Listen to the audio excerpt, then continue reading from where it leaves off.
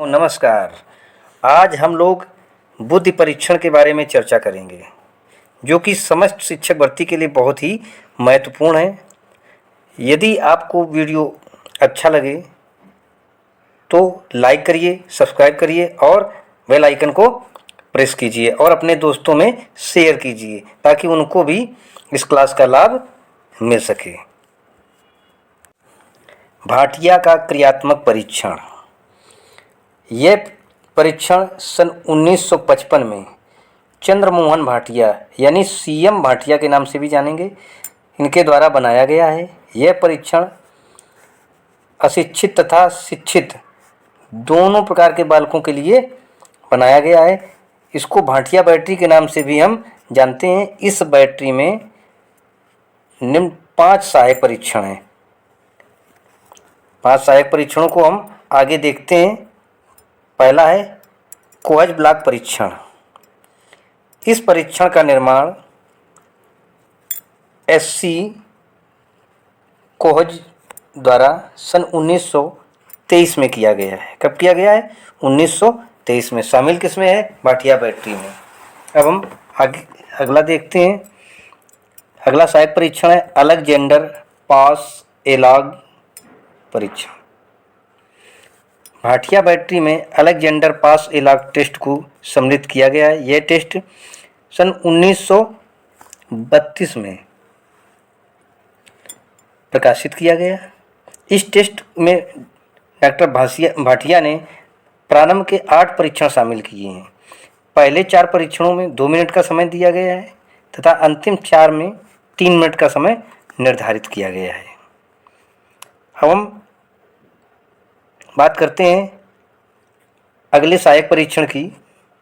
अगला सहायक परीक्षण है पैटर्न ड्राइंग टेस्ट। इस टेस्ट को डॉक्टर भाटिया ने स्वयं बनाया है, स्वयं निर्मित किया है, इसका निर्माण स्वयं किया है। इसमें 8 कार्ड होते हैं। प्रत्येक कार्ड पर एक रेखा आकार को देखकर विशेष आकार बनाया जाता है। यानी बच्चों को जो दिया जाता है उस रेखा के आधार पर बच्चे एक चित्र या आकार निर्मित करते हैं। और चौथा सहायक परीक्षण है तात्कालिक स्मृति परीक्षण। इस परीक्षण में अंक बोले जाते हैं और प्रयोज क्या करता है? प्रयोज उसको दोहराता है। यानी जिस पर ये टेस्ट लगाया जा रहा है, जिस बच्चे को ये टेस्ट दिया जा रहा है वो दोहराता है। इसमें इसकी तात्कालिक स्मृति का पता चलता है, यानी उसकी प्रेजेंट ऑफ माइंड क्या है, उसकी स्मृति, तात्कालिक स्मृति पर ध्यान दिया जाता है। इसमें 2 भाग हैं। पहला है शिक्षित अभ्यर्थियों के लिए और दूसरा है अशिक्षित अभ्यर्थियों के लिए। अब हम बात करते हैं अगले परीक्षण की। इसी के अंतर्गत आता है चित्र रचना परीक्षण। इस परीक्षण में 5 विषय रहते हैं। ये विषय ग्रामीण जीवन से संबंधित होते हैं। इन चित्रों में क्रमशः 2, 4, 6, 8, 12 के टुकड़े रहते हैं। प्रयोज्य यानी जिस पर ये टेस्ट लगाया जा रहा है, प्रयोज्य के सामने एक बार में एक चित्र के टुकड़े रखे जाते हैं और वह उन टुकड़ों को जोड़कर चित्र बनाता है। यानी उसको दिए गए और उसने टुकड़ों को मिला करके क्या किया? एक चित्र जोड़ करके बना दिया। अब हम बात करते हैं आर्मी अल्फा परीक्षण की। आर्मी अल्फा परीक्षण के बारे में जानते हैं। इसका निर्माण ओटिस महोदय ने किया है। किसने किया है? ओटिस महोदय। यह परीक्षण प्रथम विश्व युद्ध में सैनिकों की बुद्धि की जांच के लिए बनाया गया था। कब? प्रथम विश्व युद्ध में। प्रथम विश्व युद्ध कब हुआ था? 1914 ईस्वी में, है ना। और यह प्रयोग किसके लिए है? यह प्रयोग केवल शिक्षित मनुष्यों के लिए। जो शिक्षित मनुष्य होते हैं केवल उन्हीं पर यह प्रयोग लगाया जा सकता है ना। अशिक्षित के लिए ये नहीं है। और इसका सब समय क्या है? टाइमिंग इसकी 24 मिनट होती है। ये परीक्षण 24 मिनट का होता है ना। अब हम बढ़ते हैं अगले परीक्षण पर। अगला परीक्षण है सोहनलाल परीक्षण। उत्तर प्रदेश की मनोविज्ञानशाला में 11 वर्ष की आयु के बालकों के लिए एक समूह परीक्षण का प्रयोग किया जाता है। ये सोहनलाल परीक्षण डॉक्टर सोहनलाल द्वारा निर्मित है ना। इसमें क्या करते हैं एग्जाम्पल के रूप में, जैसे दे दिया गया समुद्र में ... हवाई जहाज, जहाज, पानी, है ना, ये सारी चीज़ दिखाई दी जाती हैं और ... के आगे बच्चे को भरना होता है कि क्या है। इस प्रकार अब हम आगे बढ़ते हैं। टर्मन मानसिक योग्यता समूह परीक्षण। इस परीक्षण का निर्माण 1920 ईस्वी में किया गया। इस टेस्ट में 10 उप टेस्ट होते हैं। 10 उप टेस्ट जो हैं वो कौन कौन से हैं? एक है पहला अंक श्रृंखला की पूर्ति, अंक श्रृंखला की पूर्ति। दूसरा है तर्क संगत चयन, है ना। अगला है सूचना।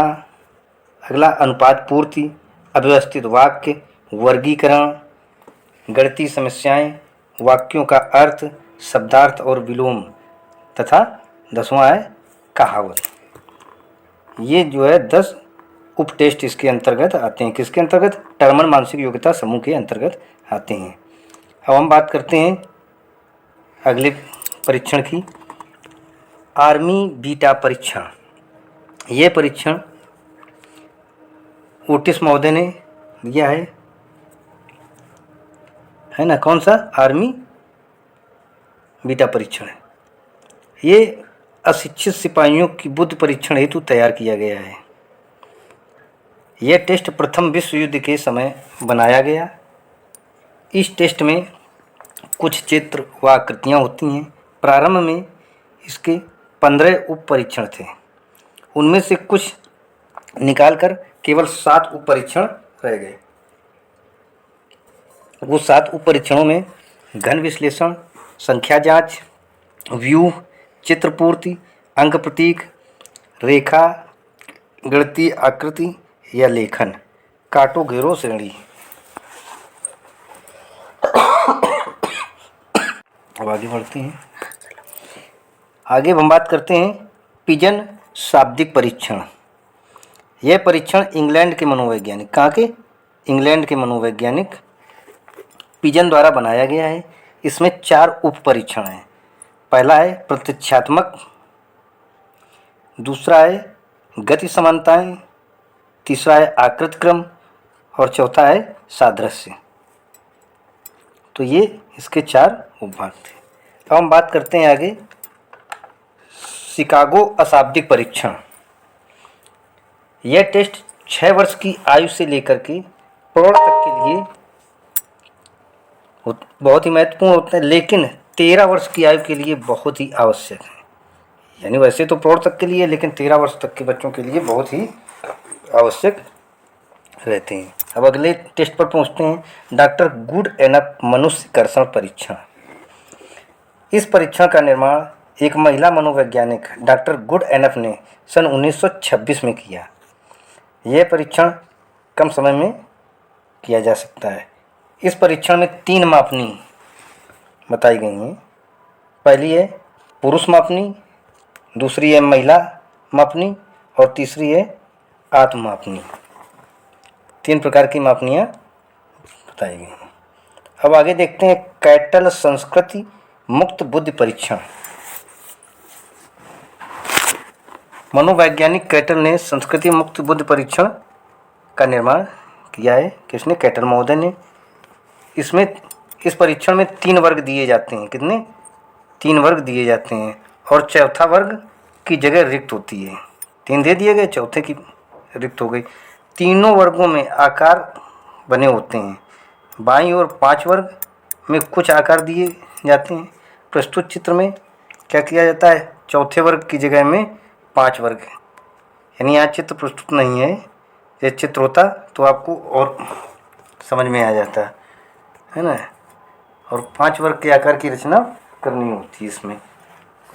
हम आगे बढ़ते हैं रेवेंस प्रोग्रेसिव मैट्रिक्स टेस्ट। इस टेस्ट का निर्माण जेसी रेवन महोदय द्वारा सन 1936 से 38 के मध्य किया गया। इस परीक्षण में 3 प्रारूप होते हैं। पहला है मानक प्रगतिशील मैट्रिक्स, इसके बाद अगला है रंगीन प्रगतिशील मैट्रिक्स और तीसरा है उच्चतर प्रगतिशील